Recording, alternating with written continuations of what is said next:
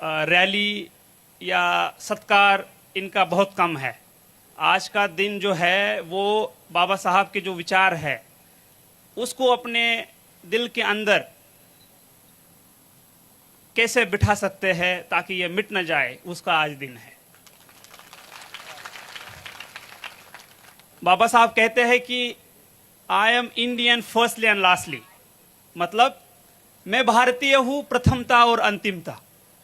और जब मैं शुरुआत में, मुझे बाबा साहब पता नहीं थे, ना ही उनके बारे में पढ़ा था। जब मैं बीटेक में गया तब बाबा साहब के बारे में मैंने पढ़ा, मैंने सुना। तो एक कोट था जो मैं हमेशा मेरे डायरी में लिखा होता था, और वो कोट इस तरह से है, हालांकि वो अंग्रेजी में है, फिर भी मैं कोशिश करूंगा उसको हिंदी में साझा करने की, कि the ultimate aim of human existence is the cultivation of mind. मनुष्य अस्तित्व का अगर कोई अंतिम ध्येय है तो वो मानवीय मन का विकास है। तो ये बहुत व्यापक संकल्पना है, ये बहुत ही वाइडर कंसेप्ट है। इसमें समानता के लिए संघर्ष करना, समानता का लड़ा, महिलाओं के लिए अधिकार देना, वर्कर्स के लिए अधिकार देना, साइंटिफिक आउटलुक, जिसे एक मॉडर्न आउटलुक बोलते हैं, विज्ञानवादी सोच, वो है।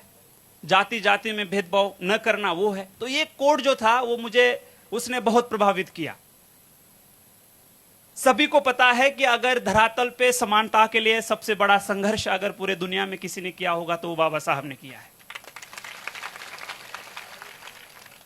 महिलाओं के लिए, महिलाओं की समानता के लिए, उनके रिस्पेक्ट के लिए, डिग्निटी के लिए, उनके राइट्स के लिए, उनके एम्पावरमेंट के लिए धरातल पे अभी तक सबसे बड़ा संघर्ष किसी ने किया होगा तो वो बाबा साहब ने किया है।